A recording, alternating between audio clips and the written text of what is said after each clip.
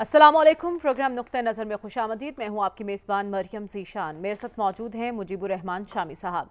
नाज़रीन, आज हमें पाकिस्तान तहरीक इंसाफ की मुश्किलात पर बात करनी है। एक तरफ तो पाकिस्तान तहरीक इंसाफ के अंदर अंदरूनी खलफशार बढ़ता जा रहा है, लेकिन दूसरी ही तरफ PTI का इस्टेब्लिशमेंट से बातचीत का बुखार भी चढ़ता जा रहा है। जबकि कुछ रहनुमा ऐसे हैं जो इस मामले से इनकार कर रहे हैं और कुछ रहनुमा ऐसे हैं जो चाहते हैं कि बातचीत आगे बढ़ाई जाए और पार्टी को मुश्किलात से निकाला जाए। लेकिन बात यहीं पर ख़त्म नहीं होती। पार्टी को मुश्किलात से निकालने वालों को भी पार्टी ही की तरफ से तनकीद का निशाना बनाया जा रहा है और ख़ुद पार्टी का सोशल मीडिया विंग और PTI के जो यूट्यूबर्स हामी हैं वो बुरी तरह से इन रहनुमाओं को ट्रोल कर रहे हैं।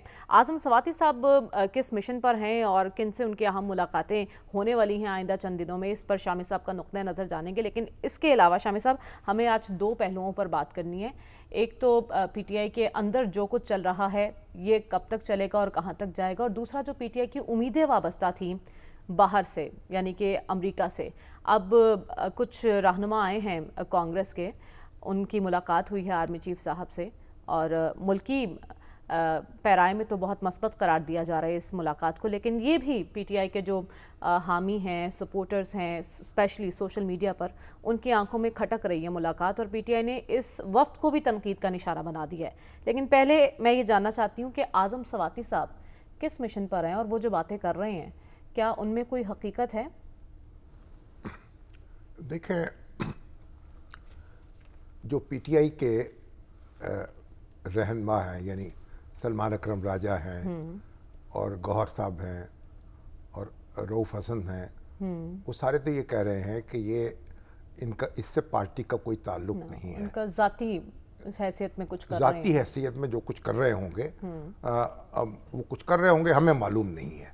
बल्कि उनका तो ये भी कहना है कि अगर इस तरह की कोई बातचीत हो रही थी या हो रही है तो उसको पब्लिक में नहीं लाना चाहिए था। अच्छा, यानी जो आज़म सवाती साहब ने उसे इस तरीके से पब्लिक में डिस्कस करके भी कोई अच्छा नहीं किया। और बहरहाल ये मामला जो है उनके और चेयरमैन के, जो बानी चेयरमैन हैं, उनके दरमियान है, इमरान खान साहब के। उन्होंने उनसे क्या कहा है, इन्होंने उनसे क्या कहा है, इसका तो कोई मुसद्दक़ा वर्जन तो हमारे पास नहीं है। लेकिन जिन रहनुमाओं का आपने नाम लिया है वो भी चाहते हैं कि बातचीत हो जाए या वो नहीं चाहते? देखिए, अब उनमें कुछ समझ नहीं आता।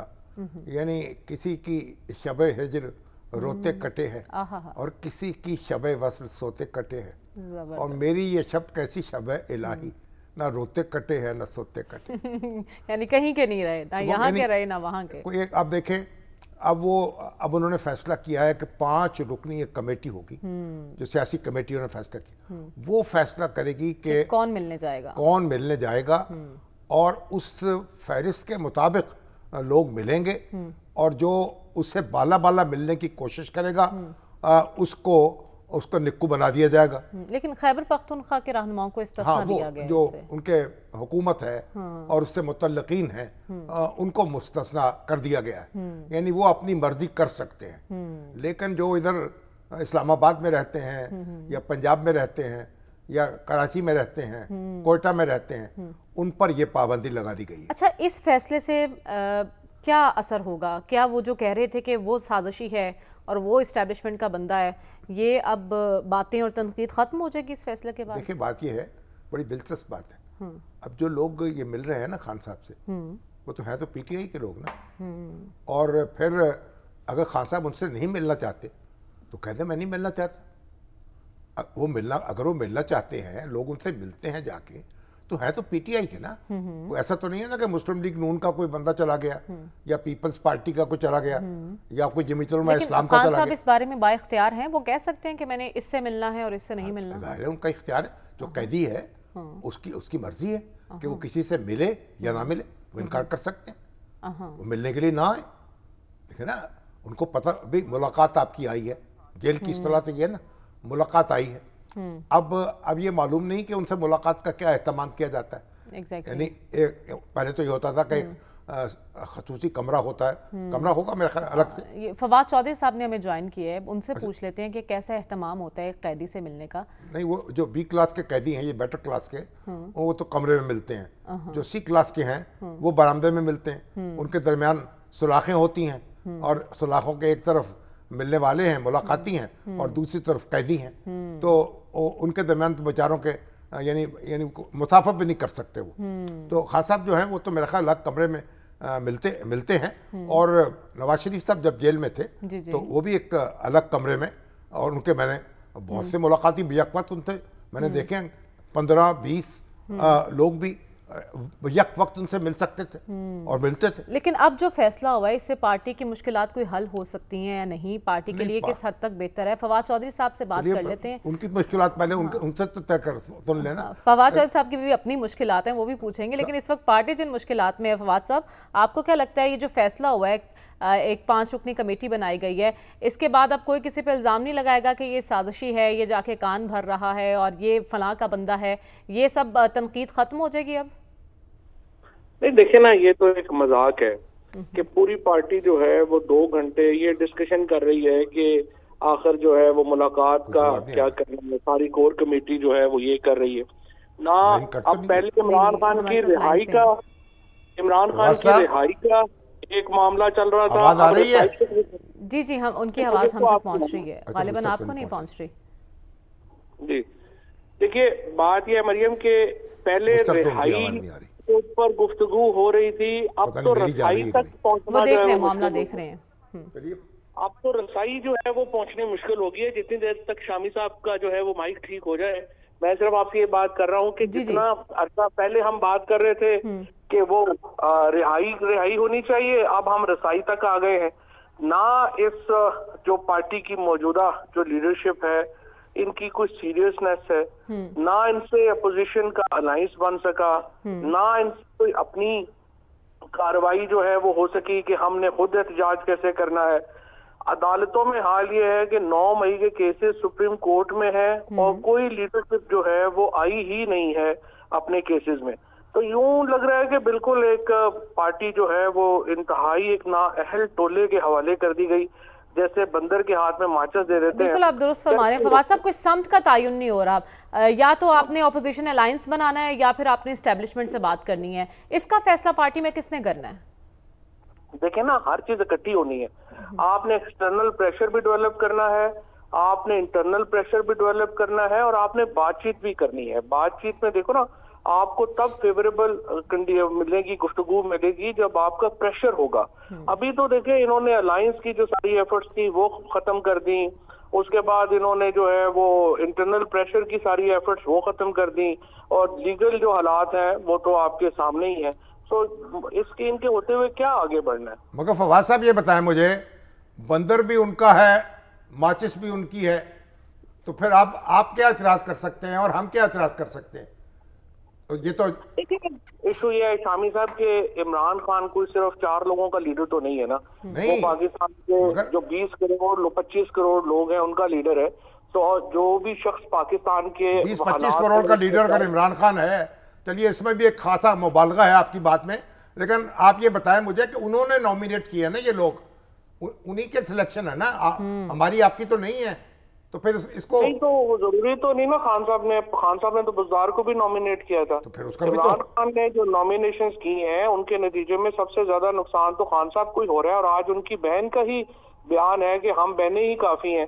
اس سے بھی تو آپ کو لگتا ہے نا کہ ان کی بہنوں کو ہی اس پارٹی لیڈرشپ کے اوپر جو ہے وہ اعتماد نہیں ہے, تو ہم تو پھر جو ہے وہ بات کی بات ہے. تو آپ دیکھیے عمران خان کی رہائی صرف یہ نہیں ہے کہ کوئی ان کی فیملی کا یا 4 پارٹی کے لوگوں کا مسئلہ ہے, یہ پاکستان کے سب لوگوں کا مسئلہ ہے. فواد صاحب یہ بتائیے, اعظم سواتی صاحب کس مشن پر ہیں؟ دیکھیں سچی بات ہے, سواتی صاحب میرے بزرگ ہیں, مجھے بہت احترام ہے, لیکن ان کی بات سیریس نہیں ہے, نہ ہی انہیں جو ہے اس طرح سے کوئی سیریس ان کی کنسیڈریشن جو ہے وہ میں سمجھوں گا. علی امین گنڈا پور کی گفتگو جو ہے ظاہر ہے کہ وہ سی ایم ہے, ان کا جو بات وہ کریں گے اس کے اندر ایک ہو سکتی ہے ان کی رسائی بھی جو ہے وہ ظاہر ہے حلقوں میں اپنی پوزیشن کی وجہ سے. وہ ہوپ فل بھی ہیں, میری بات بھی ان سے ہوتی رہتی ہے, وہ کہتے ہیں کہ نہیں ہم تو بڑے قریب پہنچ گئے ہیں, پہلے بھی وہ کہہ رہے تھے قریب پہنچ گئے ہیں. تو آئی تھنک خان صاحب کی حمایت سے وہ رابطے کر رہے ہیں. خان صاحب نے انہیں ٹاسک دیا علی امین گنڈا پور صاحب کو. خان صاحب کی تو جو پوزیشن ہے وہ پہلے دن سے کلیئر ہے وہ تو کہہ رہے ہیں ہم نے بات چیت کرنی ہے, اسٹیبلشمنٹ سے بات چیت کرنا چاہتے ہیں ہم. پہلے انہوں نے کہا اسٹیبلشمنٹ سے بات چیت کریں گے, تو مجیب الرحمان شامی صاحب نے بڑی تنقید کی کہ آپ یہ کیوں کہہ رہے ہیں کہ اسٹیبلشمنٹ سے بات چیت کریں, آپ حکومت سے کیوں نہیں کر رہے. تو پھر انہوں نے حکومت سے بات چیت کی, تو پھر وہاں پہ اسحاق ڈار صاحب تھے, ایاز صادق تھے, عرفان صدیقی صاحب تھے, رانا ثناء اللہ صاحب جیسے جو سینئر لوگ تھے نون کے. ان کی اپنی حالت یہ تھی کہ وہ ایک میٹنگ ارینج نہیں کرا سکے کمیٹی کی عمران خان سے, انہوں نے خود ہی ہاتھ کھڑے کر دیے. اب بھی میرے نظر میں خالی اسٹیبلشمنٹ سے مذاکرات کافی نہیں ہے, سیاسی جماعتوں کو مذاکرات میں شامل ہونا چاہیے, اور اگر الائنس بن جاتا تو یہ جو مذاکرات ہیں ان کی نوعیت اور حیت بڑی اچھی ہوتی اور بڑی کامیاب ہوتی, لیکن بدقسمتی سے الائنس کی طرف نہیں بڑھ سکتی. اچھا آگے بتائیں, جو امریکی کانگریس مین آئے تھے, کو آپ کی بھی ملاقات ہوئی ہے ان سے, یا کوئی کہیں سلام دعا ہوئی کسی تقریب میں؟ جی میری ملاقات ہوئی, اور امریکن ایمبیسی میں ہوئی. انہوں نے ایک چھوٹی سی گیدرنگ ان کے لیے رکھی تھی. اور یہ اصل میں شامی صاحب یہ جو لوگ ہیں یہ اس وقت پاکستان کا جو دورہ کر رہے ہیں, یہ armed committee arms sale committee کے ممبرز کی حیثیت سے کر رہے ہیں. تو ان کی جو اس وقت جو فوکس ہے وہ پاکستان کی پالیٹکس نہیں ہے, بلکہ جو افغانستان میں ہتھیار آپ کو معلوم ہے کہ پریزیڈنٹ ٹرمپ جو ہے وہ اس کے اوپر کہہ چکے ہیں, تو ان کا مین فوکس جو ہے وہ ہے پاکستان کے بارے میں. البتہ یہ میں آپ کو ضرور کہہ سکتا ہوں کہ جو ٹام سوزی ہیں, جو ہیڈ ہیں اس کے پاکستان کوکس کے, انہوں نے یہ اپنی جو سپیچ کی اس میں انہوں نے یہ بات کہی کہ دیکھیں آپ 25 کروڑ کا ملک ہے اور یہاں پہ انویسٹمنٹ اس طرح نہیں آ رہی جو ہونی چاہیے. دنیا کے لیے جتنی اٹریکٹیو ہونا چاہیے پاکستان اتنا نہیں ہے, اور اس کی سب سے بڑی وجہ یہ ہے کہ آپ کے ہاں رول آف لا اور جوڈیشری کمزور ہے, اور جب تک آپ جوڈیشری انڈیپینڈنٹ نہیں ہوگی, رول آف لا نہیں ہوگا اور ایک پولیٹیکل اسٹیبلٹی نہیں ہوگی, ڈونٹ ایکسپیکٹ کہ صرف گورنمنٹس کے کہنے سے پرائیویٹ. فواز صاحب, پی ٹی آئی کا سوشل میڈیا کیوں انہیں ٹرول کر رہا ہے؟ کیا امیدیں تھیں ان کی اس سے جو پوری نہیں ہو سکی؟ وہ تو ہر ایک کوئی کرتے ہیں. پی ٹی آئی کا سوشل میڈیا تو چھوڑ دیں, یہاں تو سوشل میڈیا پہ تو لوگ بیٹھتے ہی صرف جو ہے وہ گالیاں دینے کے لیے, اور ایسے پتہ نہیں ایک عجیب و غریب ذہنیت کے لوگ ہیں. ان کو آرمی چیف سے ملاقات پر بھی تکلیف ہو رہی ہے. تو جو سینٹ کی آرمڈ سیلز کمیٹی کے جو لوگ آئیں گے تو آرمی چیف سے نہیں ملیں گے تو وہ کس سے ملیں گے؟ میں حیران کن بات ہے. آپ نے کیا گفتگو کی ان سے؟ دیکھیں میں نے تو ان سے یہی بات کہی کہ دیکھیے پاکستان امریکہ جتنا ہی ڈائیورس ملک ہے, ہم اتنا ہی بڑے ملک ہیں جتنے آپ ہیں. ہمارے ہاں آبادی کے اعتبار سے, جی ہماری آبادی کے اعتبار جو ڈائیورسٹی ہے, جس طرح امریکہ کے اندر مختلف المذاہب لوگ ہیں, امریکہ کے اندر مختلف الزبان لوگ ہیں, اور امریکہ کو ڈیموکریسی نے اکٹھا رکھا ہوا ہے. تو میرا تو ان سے مدعا یہی تھا کہ دیکھیے جو پاکستان ہم جو ہے وہ ان لائک چائنا, بنگلہ دیش, برما, جہاں پہ ایک ہی زبان بولی جاتی ہے, ایک ہی لوگ ہیں, ہم بڑے ڈائیورس ملک ہیں, اور اسی لیے ڈیموکریسی کی بڑی امپورٹنس ہے ہمارے جیسے ملکوں کے لیے. اور انہوں نے مجھے کہا کہ جی یہی بات ہم پاکستان میں جو ہمیں لوگ مل رہے ہیں ان کو بھی ہم یہی بات سمجھانا چاہتے ہیں, اور جو سٹوری ہے امریکہ کی وہ پاکستان کے لیے بڑی امپورٹنٹ ہے کہ کس طرح سے ڈیموکریسی, رول آف لا اور اسٹیبلٹی جو ہے وہ لوگوں کو ڈیلیور کرتی ہے. اور اگر آج امریکہ کامیاب ہے تو اپنے سسٹم کی وجہ سے, ڈیموکریٹک سسٹم کی وجہ سے کامیاب ہے, اور پاکستان کے لیے بھی آگے جانے کا یہی حل ہے. چلیے بس پھر ہم تو اس وقت آپ کے ساتھ مل کے دعا کر سکتے ہیں, وہ کرتے ہیں.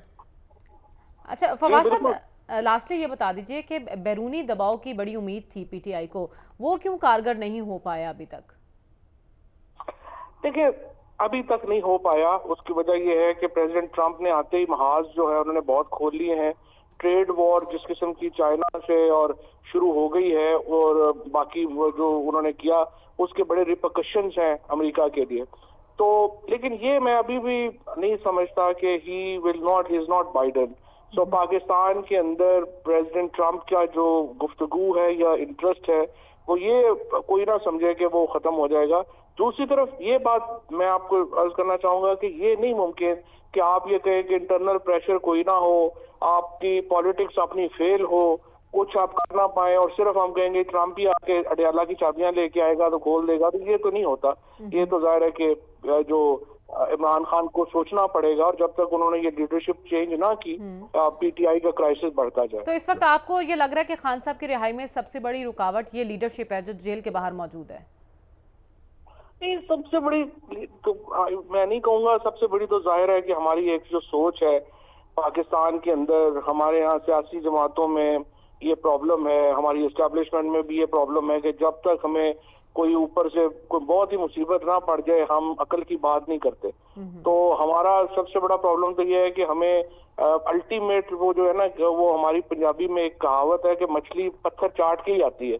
تو ہمارا یہ جب تک وہ نہ ہو جائے تو ہم اس کو ہم نہیں سمجھتے کہ کچھ ہے. ہونا تو یہ چاہیے کہ ہم کوئی اس سے پہلے ایکسٹریم سے پہلے اپنی چیزیں بہتر کریں, کو بات چیت کر کے ایک دوسرے کو اسپیس دے کے. اور میں تو بار بار آپ کے پروگرام میں بھی پہلے میں نے یہ عرض کیا تھا کہ جب تک زرداری صاحب, نواز شریف صاحب, عمران خان اور ہمارے اسٹیبلشمنٹ کے جو سینئر لوگ ہیں وہ بیٹھ کے آپس میں طے نہیں کرتے کہ ملک کا فریم ورک کیا ہونا ہے, ہم نے آگے اسپیس کس کو کیا دینی ہے, پاکستان میں جو اسٹیبلٹی ہے وہ آنا. اور یہ دیکھیے کوئی 2 سال میں شہباز شریف صاحب ہو, کوئی آدمی ہو, پاکستان دبئی نہیں ہے, ہم سنگاپور نہیں ہے, 40-40 لاکھ کی آبادی نہیں ہے ہماری, یہ 25 کروڑ کا ملک ہے. اس کو ایک 10-15 سال کا ایک اسٹیبلٹی کا فیز چاہیے. اور اس کے لیے جب تک پولیٹیشینز اور اسٹیبلشمنٹ مل کے ایک دوسرے کو کچھ اسپیس نہیں دے گی, یہ آپ کا آنا بڑا مشکل اور بہت ہی ناممکن کام ہے. بنیادی چیزوں کے اوپر اتفاق ہونا بہت اہم ہے. ٹھیک ہے, بہت شکریہ. فواد چودھری صاحب ہمارے ساتھ موجود تھے. لیکن شامی صاحب, جو گفتگو کی ہے فواد چودھری صاحب نے, اس سے کیا نتیجہ اخذ کیا جا سکتا ہے کہ پاکستان تحریک انصاف بطور پارٹی ایک بند گلی میں جا چکی ہے؟ چودھری صاحب بھی اس وقت بند گلی میں ہے, تحریک انصاف بھی بند گلی میں ہے, عمران خان صاحب بھی بند گلی میں, سارے بند گلیاں بند ہیں ساری. اب وہ کہہ رہے ہیں کہ یہ جو لیڈرشپ ہے نا, جو اس وقت پی ٹی آئی کی لیڈرشپ ہے, وہ معاملات کو آگے نہیں بڑھنے دے رہی, وہ نالائق ہے. اب وہ لیڈرشپ کس نے منتخب کی ہے؟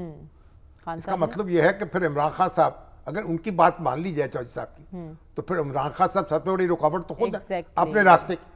تو ایسا ہی بات. اب لیکن یہ راستہ کھولنے کے لیے کوششیں بھی تو کسی سطح پر ہو رہی ہیں, چاہے وہ علی امین گنڈا پور صاحب کر رہے ہیں یا اعظم سواتی صاحب. ابھی تو بس راست آ رہے ہیں, کس کا یقین کیجئے, کس کا یقین نہ کیجئے.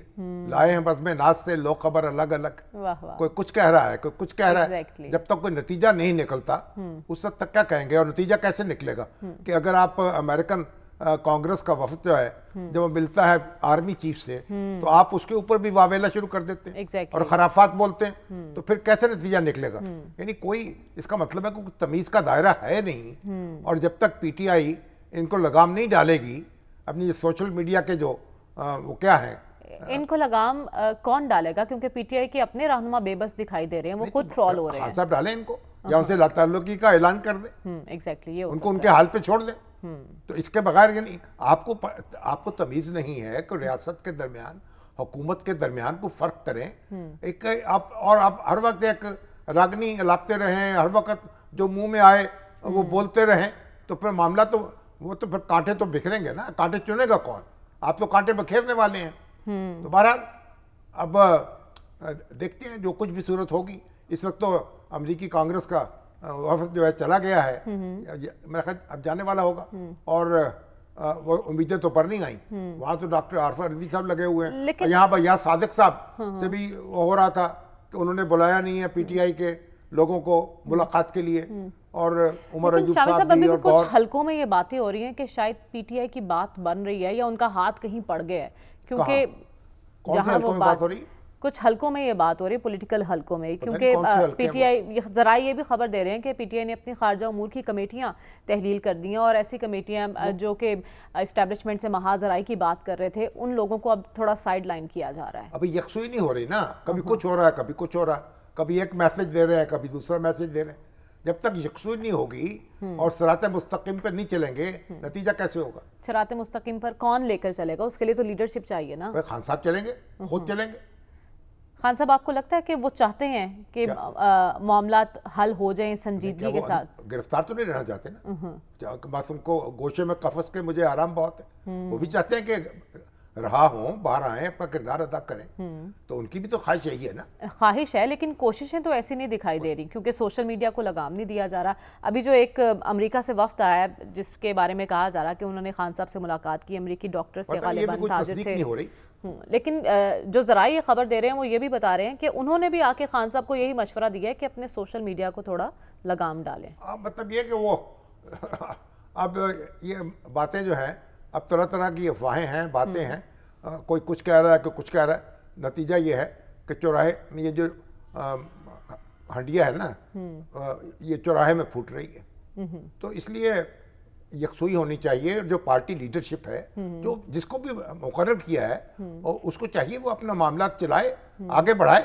آپ خان صاحب کی چوائس ہے تو اس پہ اعتماد کرنا چاہیے. ہم تو یہ نہیں کہہ سکتے. لیکن المیہ یہ ہے نا کہ پارٹی کے اندر ہی یکسوئی نہیں ہے، وہی لوگ متحد دکھائی نہیں دے رہے جو عوام کے نمائندے ہیں. دیکھیں اختلاف رائے تو ہوتی رہتی ہے نا، لیکن اگر ان کی اپنی پولیٹیکل کمیٹی ہے، وہ فیصلے کرتی ہے، بیٹھ کے کنسنسس ڈیولپ کرتی ہے، پھر اقدام کرتی ہے، تو اس پہ پھر یقین کرنا پڑے گا نا. اپنی اپنی رائے ہے. تو یہاں تو جو لوگ پارٹی سے نکال دیے جاتے ہیں وہ بھی نہیں نکلتے. اب شیر افضل مروت ہیں، وہ روز تبصرہ کرتے ہیں، روز مشورے دیتے ہیں، دوسرے بھی لگے ہوئے ہیں.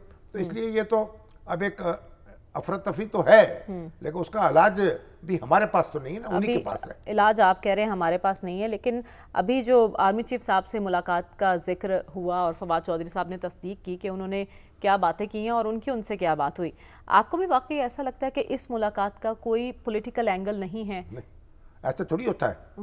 یہ وفد آ کے اس طرح کی باتیں تھوڑی کرتے ہیں. یہ تو ایک اور کوئی ایک ملک جو ہے دوسرے کے معاملات میں اس طرح مداخلت نہیں کر سکتا. پاکستان کو کسی کی باجگزار ریاست تھوڑی ہے. لیکن اس ملاقات میں جو اراکین موجود تھے، یہ 3 لوگ، ان میں سے اکثریت ان لوگوں کی ہے، اسپیشلی 2 لوگوں کی جنہوں نے ٹویٹ کیے خان صاحب کی رہائی کے بارے میں، اور پھر خط لکھا 1 اکتوبر 2024 میں اینٹنی بلنکن کو کہ پاکستان میں جو انسانی حقوق کی خلاف ورزیاں ہو رہی ہیں ان پر جو ہے نظر ثانی کی جائے یا یہ بات چیت آگے کی جائے. اگر وہ لوگ خط لکھ رہے ہیں اور اس طرح کے ٹویٹ کر رہے ہیں تو یہ کیسے ممکن نہیں ہے کہ ایک ملاقات ہوتی ہے جس کا انتظار ہو رہا تھا برسوں سے اور اس ملاقات میں ایسی کوئی بات نہ ہوئی ہو؟ وہ سیکرٹری آف اسٹیٹ کو انہوں نے اپنے جذبات کا اظہار کر دیا، لیکن یہ مینڈیٹ لے کے تو نہیں آئے نا. وہ اگر ان کو مینڈیٹ یہ نہیں ملا اور وہ یہاں آ کے یہ بات تو نہیں کر سکتے، بات ان کی سنی بھی نہیں جائے گی، لیکن بات کر بھی نہیں سکتے. جو اپنے جذبات انہوں نے ظاہر کر دیے، بات ختم ہو گئی. ٹھیک ہے. تو ان کو یہ اس کام کے لیے نہیں بھیجا گیا، نہ ان کا یہ مینڈیٹ تھا.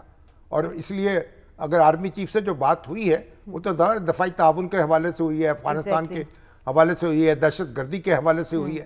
کتنی امپورٹنٹ ہے شامی صاحب یہ ملاقات آج کے ٹائم کے تناظر میں؟ دیکھیے امریکہ اور پاکستان کے درمیان ایک دفاعی جو معاملات ہیں ان پر تو ایک ربط جاری رہتا ہے، رابطہ جاری رہتا ہے. اور پاکستان اور امریکہ دونوں کی، پینٹاگون بھی اور ہمارا GHQ جو ہے اس کے درمیان قریبی رابطے رہے ہیں. اور دونوں ملک ایسے ہیں انہوں نے ایک طویل عرصے تک ایک دوسرے کے حلیف رہے ہیں، الائز رہے ہیں، معاہدوں میں شریک رہے ہیں. اور آپ بھی یعنی کوئی ہم امریکہ سے خود لڑنا تو نہیں چاہتے نا. ہم امریکہ ہمارا دشمن نہیں، نہ ہم اسے دشمن بنانا چاہتے. ہم تو امریکہ سے ڈیل کر رہے ہیں. اور افغانستان کے معاملات ہیں، دہشت گردی کے معاملات ہیں، ظاہر ہے امریکہ کو کنسرن ہے. ان کا اسلحہ وہاں بہت سا موجود ہے. پریزیڈنٹ بش اپنا پریزیڈنٹ یہ کہہ رہے ہیں جو ٹرمپ کہ ہم وہ اسلحہ واپس لائیں گے. اب وہ کیسے واپس لائیں گے، کس طرح سے ہوگا، یہ بہت ساری چیزیں جو ہیں اس وقت. کیا اس معاملے میں امریکہ کو اب بھی پاکستان کی ضرورت ہوگی؟ پاکستان کوئی اس طرح معاملہ تھوڑی ہوتے ہیں. پاکستان کے اپنے جو اس کی اہمیت ہے، اس کی ایک خاص اسٹریٹجک محل وقوع ہے، تو امریکہ اس خطے میں پاکستان کو نظر انداز کیسے کیا جا سکتا ہے؟ تو پاکستان ایک بڑا ملک ہے، 25 کروڑ کی آبادی ہے، ایک ایٹمی طاقت ہے. اور ہم خود دہشت گردی کی جنگ میں ابھی تک جھلس رہے ہیں. نہیں جھلس رہے ہیں، لڑ بھی رہے ہیں. اور دنیا اس کو تسلیم بھی کر رہی ہے کہ پاکستان بڑی جرأت سے لڑ رہا ہے، بہادری سے لڑ رہا ہے. ہماری فوج جو ہے اس کو سب ٹریبیوٹ بھی پیش کر رہے ہیں. لیکن افغانستان تو ابھی تک نہیں سن رہا نا ہماری. ہم بارہا افغانستان کے تو بیچارے ان کے اپنے مسائل ہیں، وہاں ان کی حکومت جو ہے، یعنی ایسا تھوڑی ہے کہ وہ بڑی جم کے بیٹھی ہوئی ہے. اگر ہمارے ملک میں ہی دہشت گردی ہو رہی نا تو ہم سے نہیں دہشت گرد سنبھالے جا رہے. تو وہ بھی ہم یہ نہیں کہہ سکتے کہ ہر جو بھی کام ہو رہا ہے وہ ان کے مشورے سے ہو رہا ہے یا ان کے حکم سے ہو رہا ہے. لیکن ان کی ریٹ نہیں ہے نا وہاں پہ. ریٹ نہیں ہو تو ٹھیک ہے، مشکلات تو ہیں ان کی. ابھی تو اب ایران میں بھی دیکھ لیجئے، ایران میں جو پاکستانی مارے گئے ہیں سیستان میں اور محنت کش گئے ہیں، ورک شاپ میں کام کر رہے ہیں اور ان کو مار دیا ہے. تو ایران جو ہے وہ بھی سراپا احتجاج ہے. تو ہم ایران جو ہے جو دہشت گردی وہاں ہوئی ہے تو ایران کے قابو میں بھی نہیں ہے دہشت گرد. تو یہ جب دہشت گردی ہوتی ہے تو اس کا مطلب یہ نہیں ہے کہ وہ ملک اس کے اندر انوالو ہے، وہ ایران کی حکومت انوالو ہے. वो गिरोह हैं दहशत गर्दों के। अब बलूचिस्तान जो पाकिस्तानी बलूचिस्तान सद्दे भाव के लिए हुकूमत को कुछ तो करना ईरानी बलूचिस्तान मिले हुए हैं, वहां भी लोग दहशत गर्दी कर रहे हैं, यहाँ भी कर रहे हैं। तो अब ये पाकिस्तान हमारे जो मेहनत कश गए बेचारे, यानी 2 वक्त की रोटी कमाने के लिए दूर दूर जाते हैं अपना पेट पालने के लिए, और उनको मार दिया गया। अब जो वही लोग इस पर मैंने बात करनी है आपसे, लेकिन उससे पहले मैं ये जानना चाहती हूँ कि दोहा मुआहिदा जो है उस पर अमल दरामद किसकी जिम्मेदारी थी, और फिर ईरान में हमारे जो लोग गए वो कैसे गए, क्या वर्क परमिट था या जो भी था? ये सवाल मैं छोड़ के जा रही हूँ, मुझे इस वक्त एक ब्रेक तक आ जा रहा है, इस पर हम डिटेल में बात करेंगे, लेकिन अभी मुझे एक ब्रेक के जाने पड़ना है। Stay with us.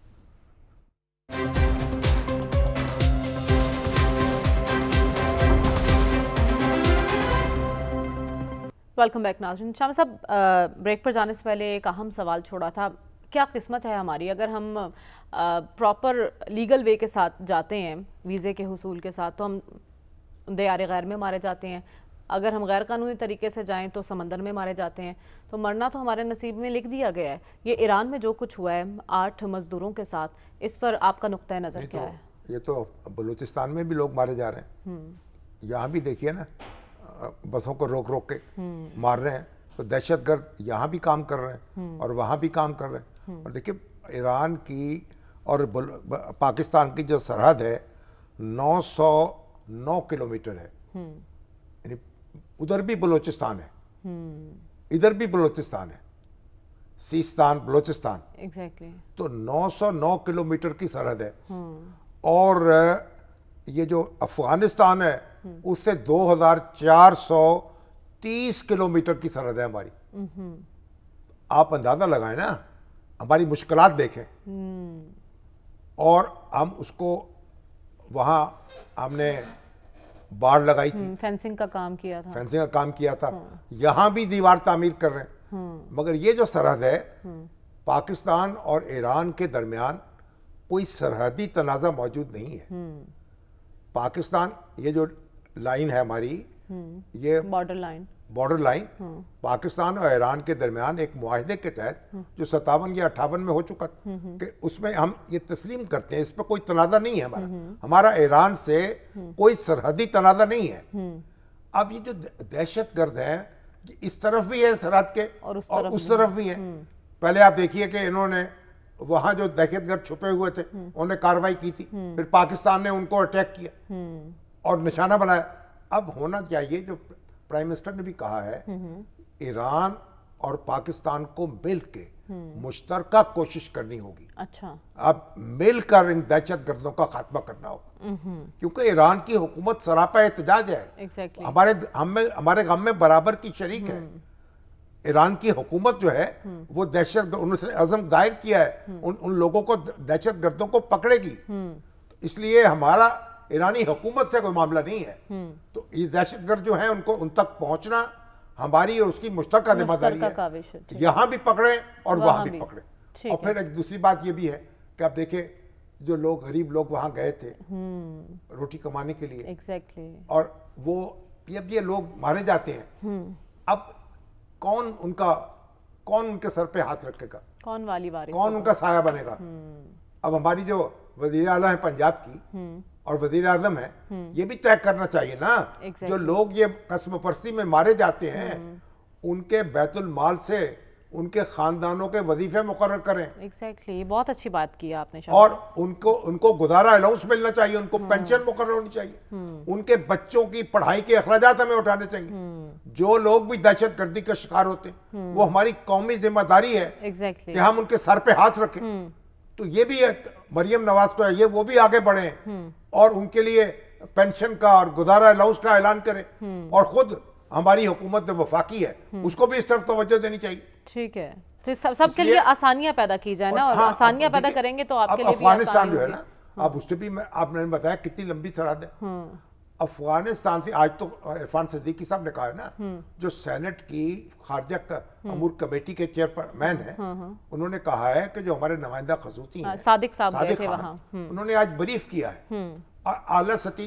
फिर دورے بھی شروع ہوں گے، پھر اور بات چیت بھی آگے بڑھے گی، یعنی بات چیت جاری ہے اور ایک ہمارے اعتماد میں اضافہ ہو رہا ہے اور بہتر ہو رہی صورتحال، یہ بھی بڑی اچھی خبر ہے. اچھی خبر ہے. تو ہمیں بات چیت ایران سے تو ہم کر رہے ہیں، اور وزیر اعظم نے بڑی اچھی بات کی ہے، ہمارے ہمسائے ہیں، ہمسائے تو بدل نہیں سکتے، ان کے ساتھ اچھے طریقے سے رہنا ہی ہماری ذمہ داری ہے. بالکل مل کر کوشش کرنی چاہیے اور دہشت گردی تو آسانیاں پیدا کریں اور آسانیاں پائیں. اسی سے میں آگے بڑھنا چاہوں گی، اوورسیز پاکستانیوں سے متعلق بھی پاکستان میں کنونشن ہو رہا ہے، ایگزیکٹلی 3 روزہ کنونشن کا آغاز ہو چکا ہے اور ہم نے بڑی تعداد میں اوورسیز سے، مقصد یہ ہے کہ ہم ان کو آپ یہ دیکھیں نا ان کی خدمات کو سراہیں، انہوں نے جو کیا ہمارے لیے. $4 ایک مہینے میں جی ریمیٹنسز میں تجاوز ہو گیا ہے. ایگزیکٹلی جو بیرون ملک پاکستانی جو ہے جو ترسیلات زر بھیج رہے ہیں، تو جتنا ہم اب ایکسپورٹ کرتے ہیں نا اس سے زیادہ اوورسیز پاکستانی جو بھیجتے ہیں، یعنی جو ہم نے مین پاور ایکسپورٹ کی ہے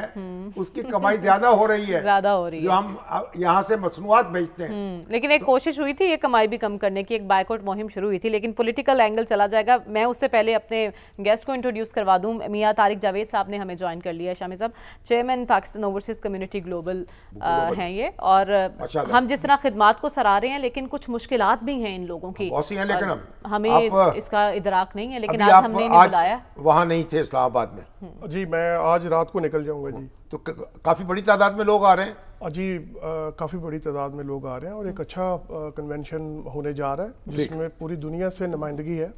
1500 کے قریب، تقریباً 1200 سے لے کے 1500 کے قریب. آپ ڈیلیگیشن بڑا لے کے آئے یا خود ہی آئے؟ نہیں جی، میرے کوئی تقریباً 16 ملکوں کے میرے پریزیڈنٹ آئے ہیں، ساؤتھ افریقہ ریجن سے، جاپان سے، امریکہ سے، آئرلینڈ سے، سب جو ہماری جو تنظیم ہے اس کے لوگ وہاں پہ پہنچ چکے ہیں. آپ جو کسی پاکستانی سیاست میں بھی کوئی حصہ لیتے ہیں؟ نہیں، ہم کسی پاکستانی سیاست میں حصہ نہیں لیتے، صرف اپنے آرگنائزیشن ہماری جو ہے نا وہ یعنی پاکستان کے ساتھ ہے بس، پاکستان ریاست کے ساتھ، کسی سیاسی جماعت کے ساتھ نہیں. کسی سیاسی جماعت کے ساتھ.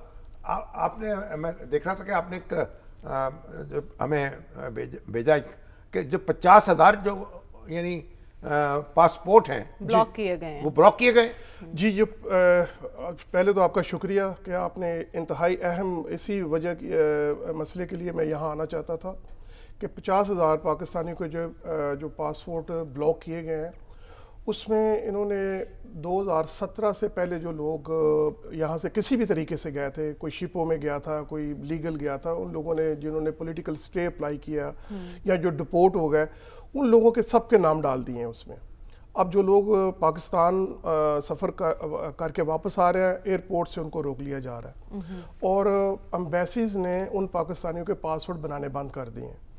میری ریکویسٹ تو یہی ہے حکومت پاکستان سے کہ اگر آپ نے کوئی اس طرح کا قانون بنانا ہے، جس طرح ابھی آپ ذکر کر رہے تھے کہ اوورسیز پاکستانی ریمیٹس بہت بڑی تعداد میں بھیج رہے ہیں اور آپ کے ایکسپورٹ سے بھی زیادہ ہم پیسے بھیج رہے ہیں اور اس سے بھی زیادہ بھیج سکتے ہیں، لیکن اس کے لیے اوورسیز پاکستانیوں کا اعتماد بحال ہونا بہت ضروری ہے. اب دیکھیں 50,000 پاکستانی وہ کسی اتنی مشکلات سے سیٹل ہوئے ہیں، مگر یہ اللیگلز ہیں، غیر قانونی طور پر گئے ہیں، ان کے پاسپورٹ بلاک کیے گئے ہیں یا دوسری کسی سیاسی سرگرمیوں کی پاداش میں کر دیا گیا؟ وجہ کیا ہے پاسپورٹس بلاک کرنے کی؟ نہیں، یہ انہوں نے کوئی سیاسی طور پہ کسی کے نہیں کیے گئے. انہوں نے ایک 50,000 لوگوں کے پاس ایک نوٹیفیکیشن وزارت داخلہ کی طرف سے جاری ہوا، جی 50,000 لوگوں کے پاسپورٹ ہم نے کینسل کر دیے، ان کے نام دے دیے ہیں، ان کے نام دے دیے ہیں. اب ہو یہ رہا ہے کہ وہ لوگ جو اپنے لیگل پروسیس میں وہاں بیٹھے ہوئے انتظار کر رہے تھے کہ انہوں نے لیگل ہونا تھا، اب ان کو امبیسیز جو ہے نا وہ پاسپورٹ ایشو نہیں کر رہی، تو اس میں سب پاکستانی سفر کر رہے ہیں. ہماری یہ ریکویسٹ ہے تنظیم کی طرف سے کہ جو پاکستانی یہاں سے اتنی مشکلوں سے چلے گئے ہیں اس کا ہمیں سہارا بننا چاہیے. ٹھیک ہے، وہ ریاست جو ہے نا وہ ایک ماں کا کردار ادا کرتی ہے، مشکلات کم کرے، ان کی مشکلات کم کرے، سپورٹ کرے، ان کو سپورٹ کریں. وہ ریمیٹس بھیجیں گے نا، جب سیٹل ہوں گے تو ریمیٹس بھیجیں گے.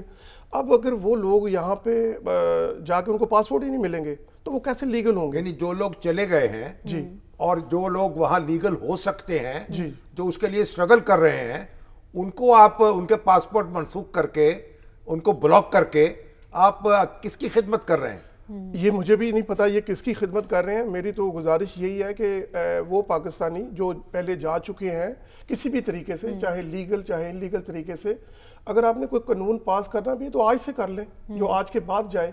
لیکن جو لوگ 2017 سے جو لوگ گئے ہوئے ہیں وہ بیچارے پتہ نہیں کتنی مشکلات سے, سر آپ سوچ نہیں سکتے. جو شپ ڈوبتے ہیں 3-3 ہزار لوگ مر جاتے ہیں ان شپوں کے اندر, لاشیں نہیں ملتی ہمارے بچوں کی, اور یہ ان کے اوپر یہ پابندی لگا رہے ہیں, اور ایمبیسی اس چیز کا فائدہ اٹھا رہی ہے. ایئرپورٹس کے اوپر ان کے ساتھ اچھا سلوک نہیں کیا جا رہا. تو ریاست کو میں زیادہ تر یہ کن ملکوں میں ہیں یہ پاکستانی؟ سارے ملکوں میں سر, یہ یورپ کے سب ملک میں, پورے یورپ میں ہیں, مڈل ایسٹ میں ہیں. اچھا یہ مزے کی یہ بات, اور وہاں یورپی ممالک جو ہیں وہ نہیں ان کو نکال رہے ہیں؟ وہ نہیں نکال رہے سر, وہ بالکل نہیں نکال رہے. وہ وہاں وہ تو ان کو سیٹل کرنے کے لیے کہہ رہے ہیں اپنے پاسپورٹ لے کے آئے, آپ کو ہم سیٹل کریں گے. پاسپورٹ بلاک ہو چکے, تو ہماری ریاست نے پاسپورٹ بلاک کر دیے, تو اب کیا کریں, کہاں جائیں؟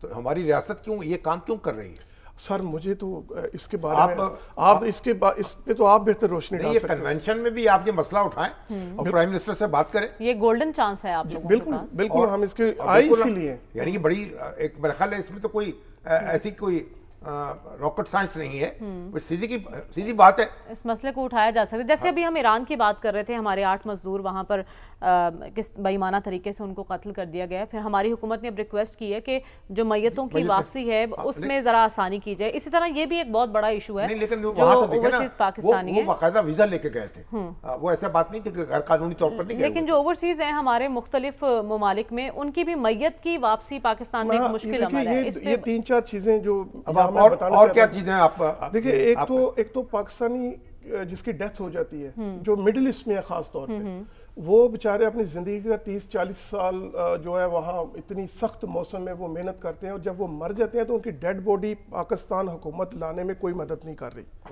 وہ ان کی میں تو یہ برسوں سے یہ مسئلہ ہے, جنرل ضیاء الحق سے میں نے دیکھا تو اس وقت ڈسکس ہو رہا تھا, نواز شریف صاحب آئے تو اس سے ڈسکس ہو رہا تھا, آج بھی وہی موجود ہے. اب ہوا یہ ہے کہ پی آئی اے جو تھی پہلے وہ میت لاتی تھی بغیر معاوضے کے, ابھی بھی پی آئی اے کا بٹھا بیٹھ گیا. سر وہ ابھی بھی لاتی ہے, ہاں وہ ابھی بھی لاتی ہے, لیکن ایک میت کو باکس تک پہنچانے کے لیے, ایئرپورٹ تک پہنچانے کے لیے تقریباً 5,000 سے 7,000 درہم کا خرچہ آتا ہے. اور جب اگر وہ ان کے پاس پیسے نہیں ہیں تو ان کی لاش بیچارے کی کئی دن لاش پڑی رہتی ہے. آپ کی اتنی بڑی آرگنائزیشن ہے گلوبل, سر ہم ہیلپ کر رہے ہیں, کنٹریبیوٹ کریں نا سر, کر رہے ہیں. ہم نے بہت سارے لوگوں کی لاشیں جو ہے نا وہ ہم نے پاکستان بھجوائی ہیں. اور مزے کی بات سر میں آپ کو بتاؤں کہ ایمبیسیز کے پاس فلائی فنڈ جو ہے موجود ہے, وہ ہمارے لیے ہے. اور کمیونٹی بھی کنٹریبیوٹ کر سکتی ہے ضرورت ہو. کرتے ہیں سر, کمیونٹی تو کرتی ہے, لیکن ایمبیسیز نہیں کرتی. وہ جو پیسے ہیں وہ یوز ہوتے ہیں, جو یہاں سے وفد جاتے ہیں, جو یہاں پہ مہمان جاتے ہیں, ان کے اوپر یہ پیسہ سارا خرچ ہوتا ہے. حالانکہ یہ پیسہ اوورسیز پاکستانیوں کا ہے, یہ ان کے اوپر خرچ ہونا چاہیے. تو پاکستانی جو وہاں باہر انتقال کر جاتے ہیں خاص طور پر مڈل ایسٹ میں, جی, ان کی میتیں لانے کا اہتمام کیا جائے پاکستان واپس. سر یہ بڑا دوسرا مطالبہ, دوسرا بڑا مطالبہ. اور تیسرا کیا ہے؟ تیسرا سر ابھی آپ ذکر کر رہے تھے ریمیٹنس کا کہ $4 ارب کا اضافہ ہوا ہے. سر ایکچولی یہ $4 ارب نہیں ہے, ایک مہینے میں سر یہ ایک $4 ارب ریکارڈ قائم ہو گیا ہے. سر اتنی زیادہ ریمیٹنس نہیں آئی. سر یہ $20 ارب ہے سر, یہ $4 ارب نہیں ہے. آپ کی ہنڈی کے ذریعے باقی $16 ارب جو وہ ہنڈی کے ذریعے سر آ رہا ہے. ہم نے بڑی دفعہ اس کی نشاندہی کی ہے. گلشن کا کاروبار ایسے ہی تو چل رہا ہے. سر اس کی روک تھام کیسے ممکن ہے؟ سر دیکھیں, یہ ہمارے یہاں پہ جتنے یہ جو سوسائٹیز بنا رہے ہیں, میں آپ کو ایک مثال دوں گا. یہ وہاں پہ ہاؤسنگ سوسائٹی, سر یہ وہاں پہ جا کے اپنے گھر بیچ رہے ہیں, پلاٹ بیچ رہے ہیں. تو کر کیا رہے ہیں, یہ پیسے وہاں پہ ڈالروں میں, پاؤنڈز میں لیتے ہیں, اور وہ پیسے وہیں پہ انویسٹ کر دیتے ہیں. اور پاکستان میں آ کے ان کو رپو میں زمین جو ان کی جو پراپرٹی ہے وہ دے رہے ہیں. یہ اتنا بڑا خلا ہے, جو اگر حکومت پاکستان اس پہ توجہ دے اور اس کو روک لے تو یہ جو 4,000 جو آپ بتا رہے ہیں نا 4 ارب, یہ $20 ارب ہو سکتے ہیں. نہیں, جو ہاؤسنگ سوسائٹیز ہیں یہاں, جی, ان میں لوگ پلاٹ خرید رہے ہیں. جی, آپ کا کہنا یہ ہے کہ وہ پلاٹ خریدنے بند کر دیں؟ نہیں, میں یہ کہہ رہا ہوں کہ وہ پلاٹ جس کرنسی میں خرید رہے ہیں وہ کرنسی پاکستان آنی چاہیے. ٹھیک, وہ کیا کر رہے ہیں یہاں پہ جتنے ڈیولپر ہیں, ہاؤسنگ سوسائٹیز والے ہیں, یہ باہر پیسے لے لیتے ہیں, جی, اور پلاٹ یہاں دے دیتے ہیں, اور وہ پیسے وہیں انویسٹ کر دیتے ہیں. اب حکومت پاکستان کو تو ادھر سے بھی نقصان ہو رہا ہے کہ وہ پیسہ جب یہاں نہیں آئے گا تو آپ کا ریمیٹنس کیسے بڑھے گا؟ یہ تو ہماری اپنی ہاؤسنگ سوسائٹیز والے ہیں جی، ان کی ایکٹیویٹی ہوئی نا یہ کرمنل. تو سر میں ایک زمین.com کا آپ کو ذکر کروں گا، ایک بہت بڑی ایک ایپ ہے پاکستان کی، انہوں نے لاکھوں کی تعداد میں گھر بیچے ہیں، ٹھیک ہے، اور انہوں نے اربوں ڈالر یہ ایک بہت بڑا ایشو ہے جو آپ ہائی لائٹ کر رہے ہیں، لیکن ایک سب سے اہم ایشو ہیومن ٹریفکنگ کا بھی ہے. شامی صاحب وقت کم ہے، پھر آپ نے آگے بھی جانا ہے، لیکن لاسٹلی میں آپ سے پوچھنا چاہتی ہوں ہیومن ٹریفکنگ کا ذمہ دار کون ہے؟ اس میں ہمارے ریاست کے وہ نمائندے بھی ذمہ دار ہیں جو ہمارے نوجوان بچوں کو موت کے منہ میں بھیج رہے ہیں. ایف آئی اے کے آپ کو پتہ ہے انہوں نے کوئی 30 لوگوں کو معطل کیا، انوالو تھے.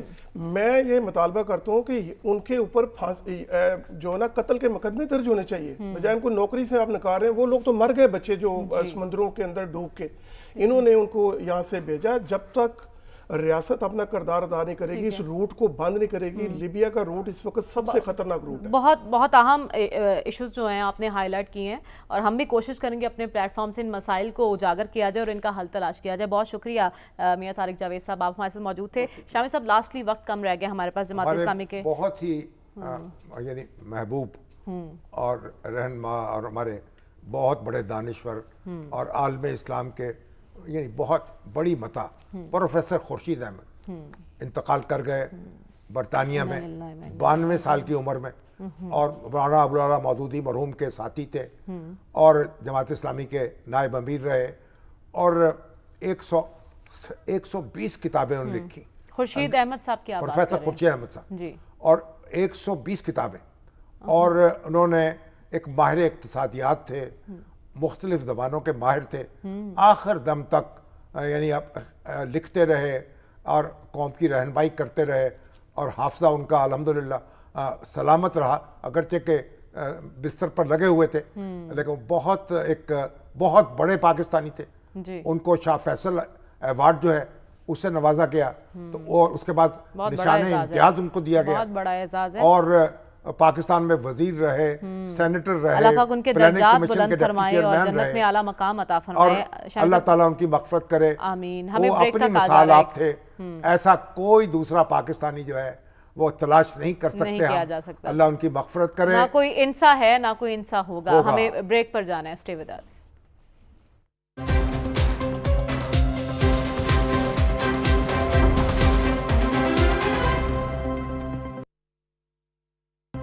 اہم معاملات پر شامی صاحب کا نقطہ نظر آپ نے جانا ہے. اس کے ساتھ ہی پروگرام کا وقت ختم ہوا چاہتا ہے. ہمیں اجازت دیجیے. اللہ حافظ.